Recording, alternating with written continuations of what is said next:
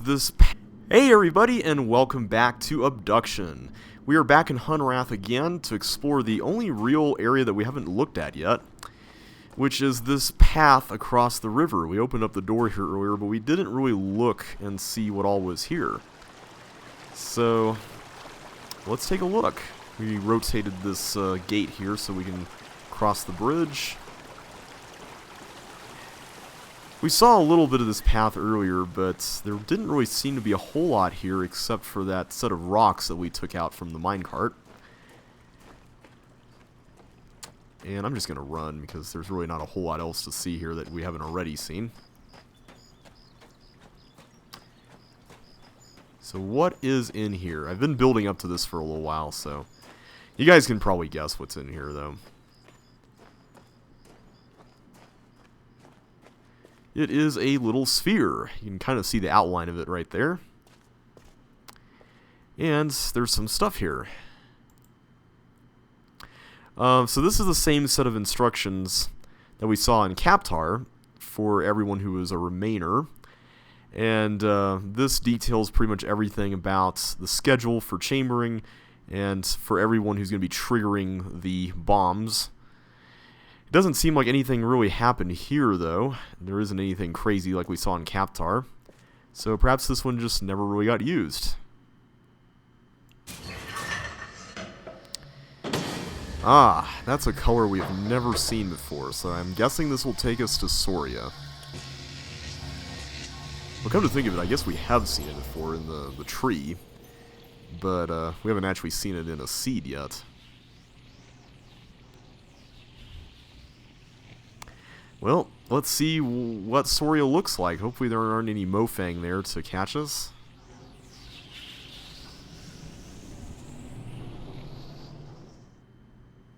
Alright. Whoa. Huh. This doesn't exactly look like the very blue and purplish world that we've been seeing outside Hunrath. It looks deserted. And what's the sky here that we're seeing? Is this Earth sky? So we're right near the membrane, since we're right near the southern part of the cells. And, well, there doesn't really seem to be a whole lot left of the place.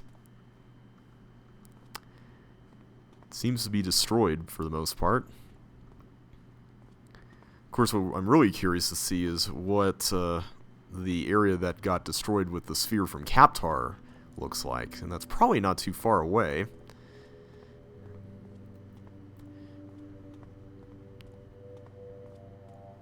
Looks like there's some either Mofang minerals or technology here with these rocks or something. I don't know.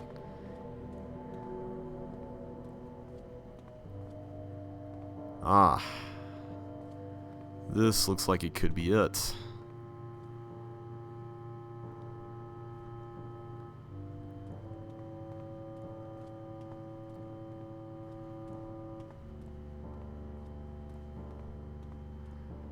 Yep. I think we found it. And this would be about the right place because the tree isn't too far away in Captar. So yeah, I think this is the spot where the bomb went off. This would be the only bomb that went off, as we were speculating earlier, since we know that the one in Hunrath is still, or at least the sphere that was being used in Hunrath was never really detonated. Perhaps the Mofang just never really sent anything there. The ones for Captar and Maray, though, we did see what happened with those. And that seems to lead to the tree, so I'm going to go over here and just check this area out first. So if my geography is correct, I think we're heading to the eastern side of the cell. Yep, not a lot left of this place. Nothing we can really see there.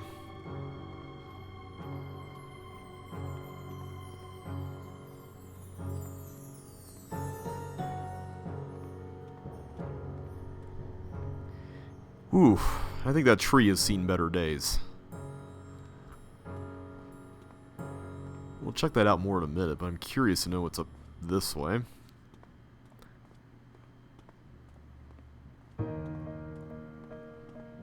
Whoa. Is that Earth? And it looks like it could be in Arizona, outside where the stuff that we saw in Hunrath was taken from. But is that what Earth looks like right now? I mean, Farley was wondering what Earth looked like, and when Earth was, if we were to go back there. So whenever this is, it looks like there's been some sort of huge apocalyptic event that's left everything in shambles. And this is what CW wants to go back to?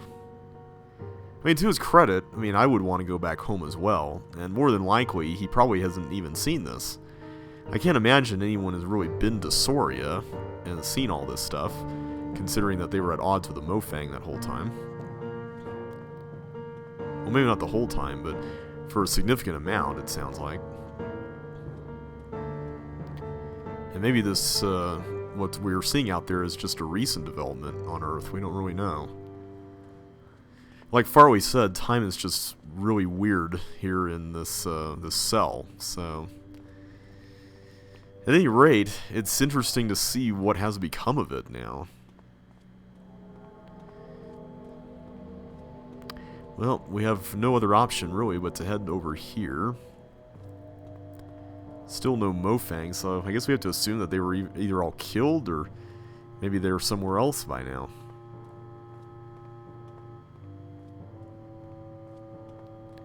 I mean, granted, it was just only a small segment of Mofang that were here in the cell, so I'm guessing the rest of Soria is still populated by Mofang, more than likely. Nothing else here around the tree, it seems. Yep, that is pretty much all there is to do here.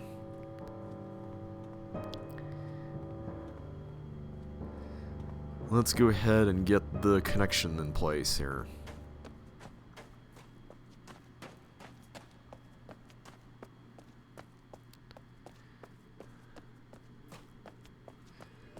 Ooh, this might be the most foreboding looking one yet with all the red color here. But with this, of course, we can now fill the water up and draw all the connections to all the other worlds. Whoa. Would you look at that? That is amazing. That kind of reminds me of the box cover arts, the poster, whatever you want to call it, for Star Trek VI, the Undiscovered Country. Oh, that looks amazing. Let's go ahead and head back to Hunrath now that we've connected all the routes. Let's see what CW has to say. I'm assuming that now that everything's all ready and everyone on Maray has been freed from all the pods, and it looks like the conflict with the Mofang is over, then hopefully we're in a position now such that we can now trigger whatever the tree is planning to do. Because as you might recall, CW mentioned earlier that the bleeder was installed so that the tree can be stopped, at least temporarily, while this whole thing was sorted out. But now that it has been, hopefully we can now proceed with whatever needs to happen next. Now, I haven't really been showing this throughout the LP, but if you go after connecting each tree to CW's area, and also here by the tree, you'll notice that he's been constructing this set of plates here. And these plates are made out of these triangular panels that you might remember we saw on these carts way back at the start of our explorations here in Hunrath. And the carts were blocking a door that led to the membrane that, if we were to follow the map in Farley's place, leads directly to the bleeder. So let's see what CW has to say about this.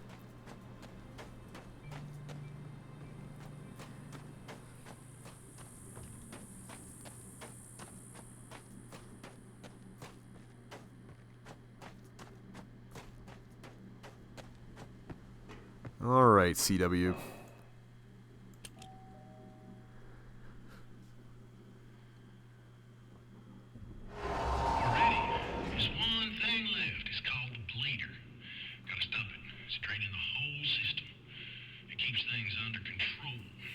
us back. Connections, tree, panels, battery, power levels. You trash that bleeder. If everything's connected, we'll be headed home.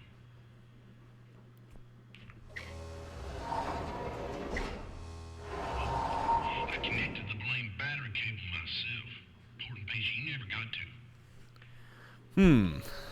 Okay. Well, let's head up there. It's been a little while. It's over here, isn't it? Wait, no. Not over there. It's, Wait, no, it is over here, because we actually have to take this route since the elevator is no longer working, since we rerouted the water. Let's go over here, up these stairs. So here you can see now that all of the carts are now moved out. Now going over here doesn't really help anything, but it does allow you to see what is on the other side for reference, I suppose. We can, however, now unlock this, finally. And yeah, you can't do this until you complete the last tree, because there's going to be a cart there in the way. The final cart that CW will then move over to where the tree is. Man, it's been such a long time since we've been out here, hasn't it? We've done quite a bit in the time that we've spent here. But, like all good things, they must come to an end. Let's go through this membrane. The only one that we haven't been through yet. And finally visit this bleeder that we've been hearing so much about. There it is. I gotta admit, this actually took me a while to find when I first played the game, because I didn't really realize that that membrane was still there. And I wasn't even paying attention to all the carts being moved away from that area near CW's workshop. So what do we got here? Ah, here we go. This looks promising. Ah, okay. I'm gonna guess that this is connected over to that, like, permacrete detonator thing. Yeah, here he is, right here. Red cable. If we were to follow that, that will go back up to the tower where we had that, that lever that we could push. There we go. I think we are good to go.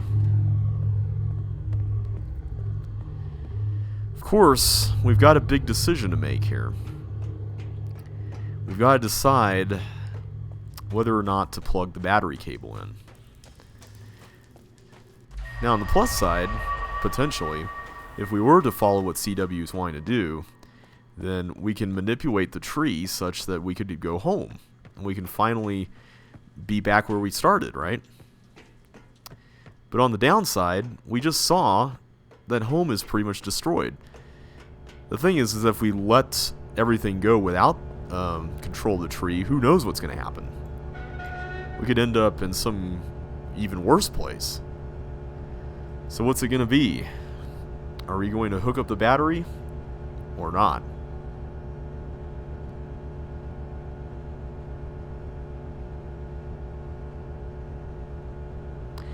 You know what? I know that CW means well, but I think Farley was onto something when she mentioned that there was a greater purpose behind the seeds.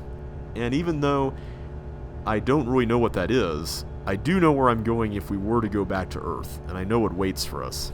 So sorry, CW, but I'm going to pull this. I guess the only thing left to do now is to go up to the tower and blow the bleeder up. So let's get that done real quick. Hopefully Farley and everybody in Maray have gotten out of the pods and everything. You know what? Let's take the route by the tree. You can actually hear this loud sound if you're listening to the background noise. It's been getting louder each time we pump more water and stuff. Okay. Let's go in here real quick. Ooh, thankfully the elevator's right here already. I guess we would have left it here earlier, right? Alrighty. Well, for better or for worse, here we go.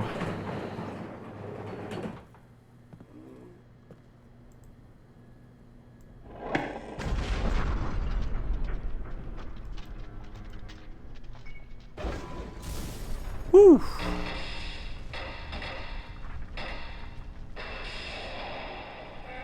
Oh, not only trashed the bleeder, it also trashed that train car there. Almost there. Real good. Not much left. Just waiting for all the natural way of things to happen now. Lots of folks left behind, but I reckon they've passed. I don't move real well. Carson legs. Oh, there he is. You can see how useful these tracks is to me. Not sure what's getting into them crazy Capitar critters, but they ain't unplugging my battery. We're going home, not wherever.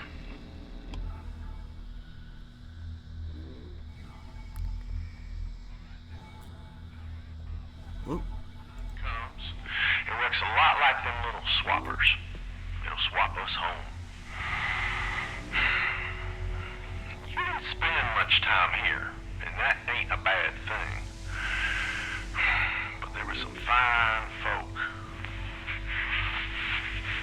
Some real fine folk.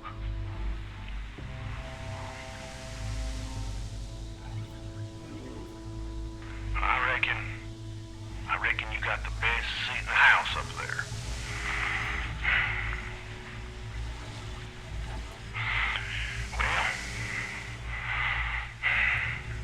Well, this is it.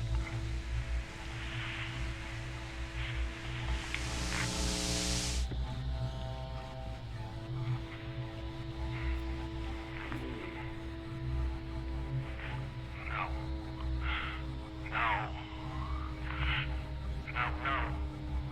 What? This can't. I don't. I checked. I checked everything. So help me. Did you do this? One carving chance. I got no idea where we're headed now. You're sending us to hell for all I know.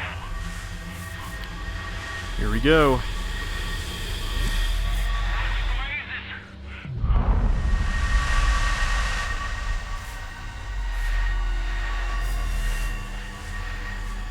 Whoa!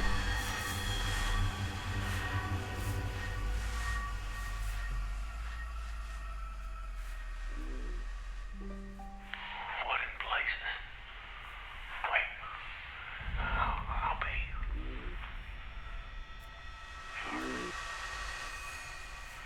She got it right. She got it right.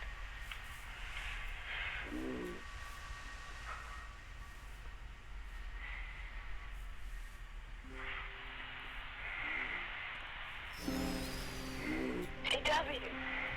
Cecil. Caroline? Caroline? This is so incredible. Dear Lord. You made it. How many others? We all made it. I'm heading your way. Stay where you are. I ain't going nowhere.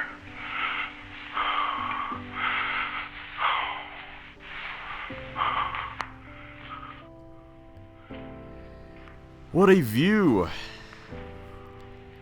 It looks like Hunrath and all of the other spheres have been transported to a brand new world. One in which everybody can live their lives out peacefully. You can still see the bleeder over here, but wow, what a view. What a view.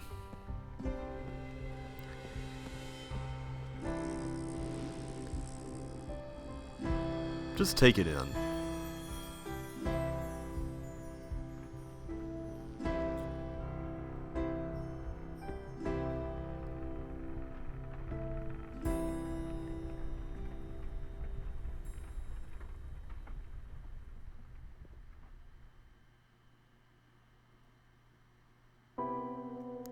And that is Obduction.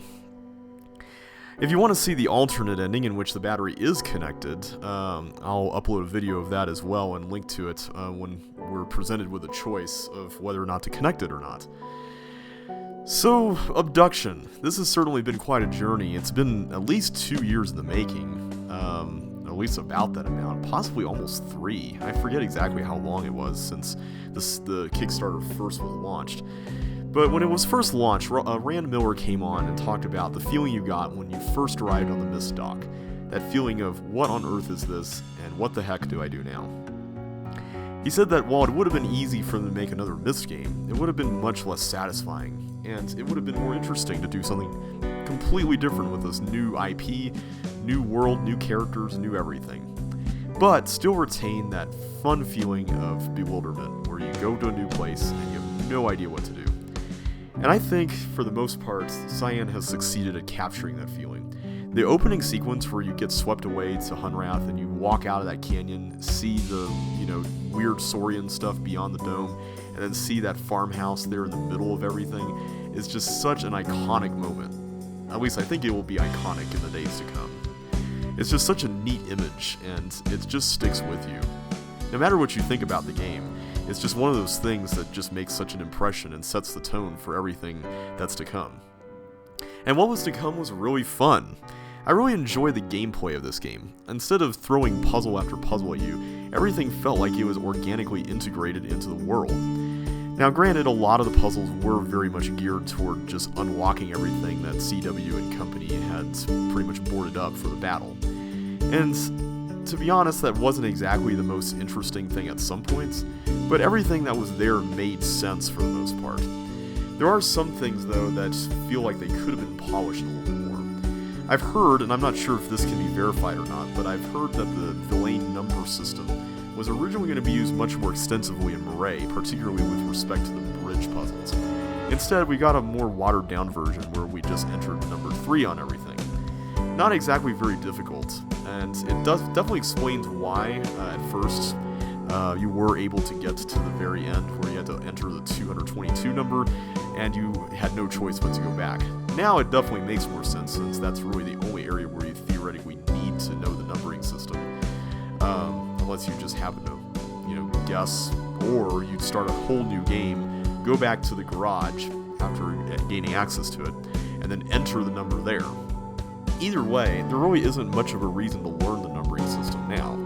But it is still a fun part of the world, and I really do wish that Cyan stuck to their guns and included the full version of the puzzle.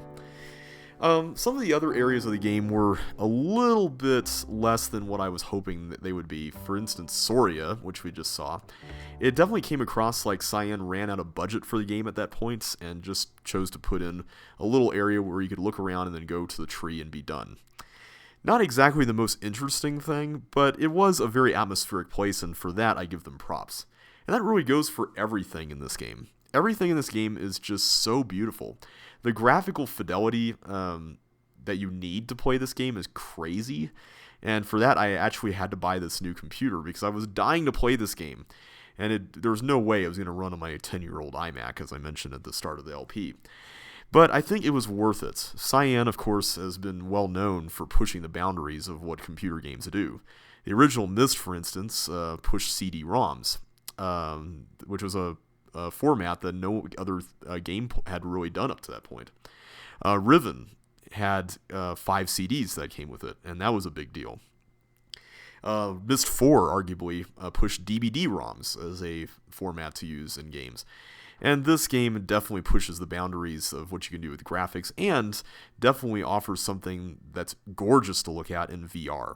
As of today, this game is available on the Oculus Rift, and although I don't have an Oculus Rift, I've seen footage of it, and it definitely looks just as, if not more, gorgeous. And I hope it gets more exposure in the days to come, because I do believe there is a place for games like this in the adventure game landscape. So often, I feel like a lot of games fall into the trap of presenting you with an environment where everything is pretty much reduced to function. In fact, I would say some of the later Myst games tended to fall into this trap a little bit. But this game, I feel like, is a return to form for Cyan, because it represents what made Myst and Riven, especially Riven, so much fun and so captivating to begin with. And that was that it offered a place where everything felt like it was part of a real place with real history and real people. Now, granted, some of the history here could have been expounded upon a little bit more, but I like the fact that not everything was just spelled out for us.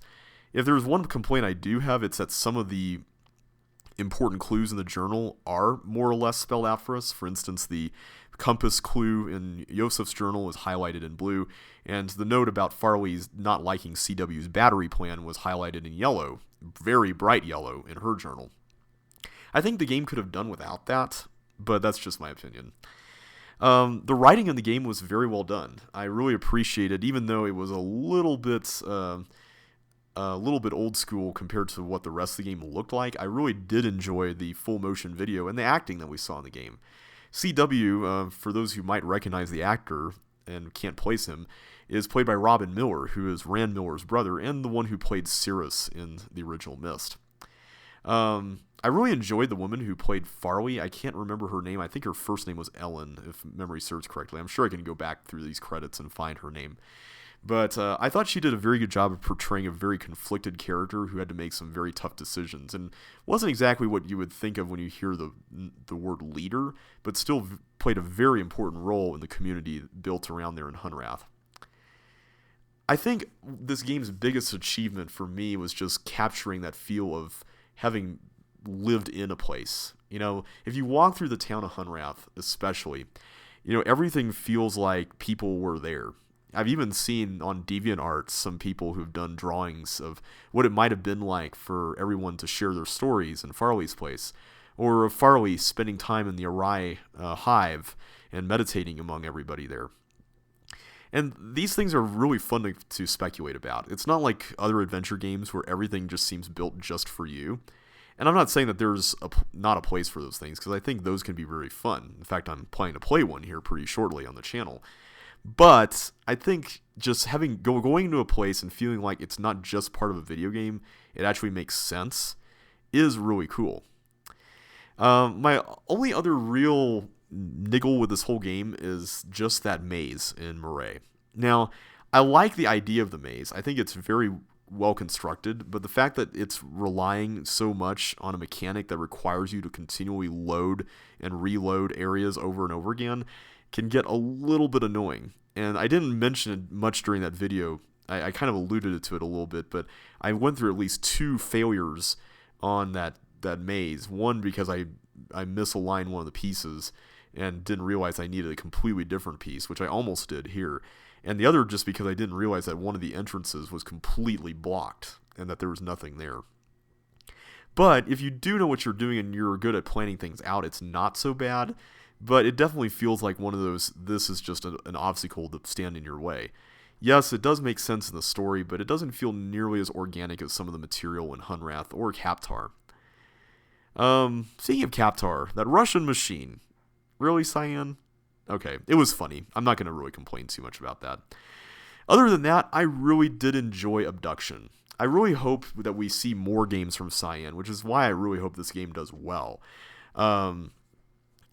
I don't know how a sequel to Obduction would look.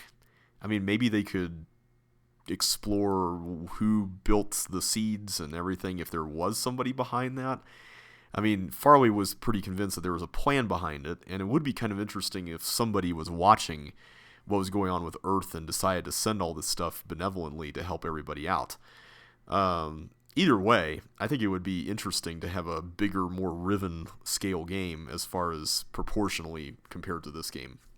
I mean, this game pretty much stands on its own as a full-length experience. Could have been a little bit longer, I think, but not exactly shabby as far as the length goes.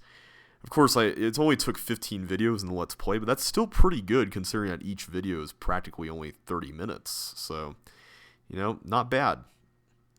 Other than that, I really don't have a whole lot else to say. I was hoping to continue talking until my name came up here on the backer list. I think it's going to come up in the next group of backers. So, oh, wait a minute. I know her, Rebecca Schaefer. She backed this game. That's cool. I think it's the next list at least. So be on the lookout for that. But anyway, I'm just going to let these credits roll and just let you guys finish here with the rest of these. And I'm just going to go ahead and bow out for now. So if you guys enjoyed this video or this Let's Play, be sure to hit that like button, comment, or subscribe. Just let me know I'm doing something right and that you guys enjoyed the videos. And I'm hoping to see you guys next time. I'm still haven't decided exactly what my next game is going to be at the time of this recording. At this point, I've only uploaded 5 parts of Obduction to YouTube. But I do have some ideas, and I do definitely have a more steady stream of stuff that I can provide this year. So I'm really excited about what this year holds. So until then, everybody, thank you all so much for watching, and I will catch you on the flip side.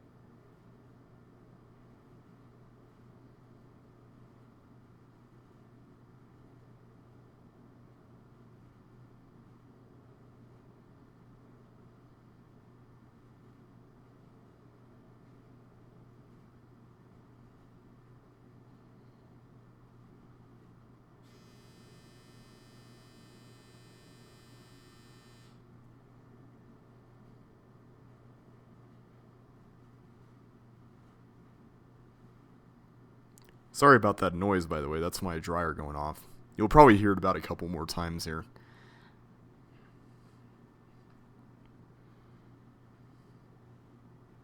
By the way, if you're still watching, hi! Thanks for still watching.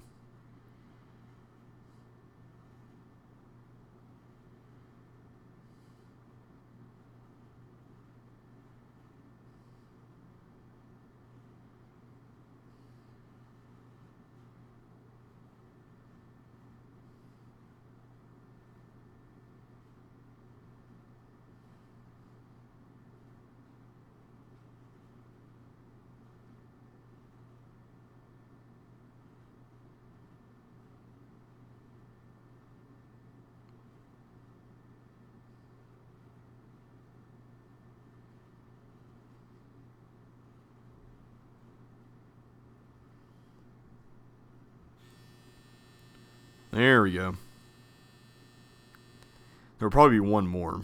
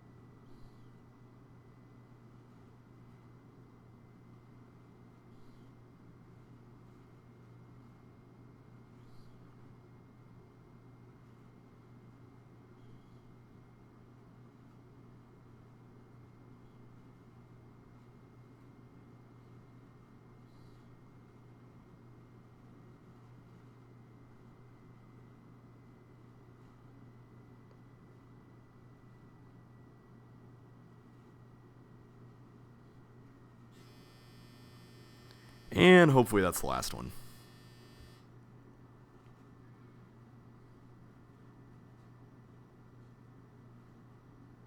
By the way, in case anyone's wondering, yes, I have been sitting here this whole time. I don't think I've ever watched the credits all the way through, so this is pretty cool.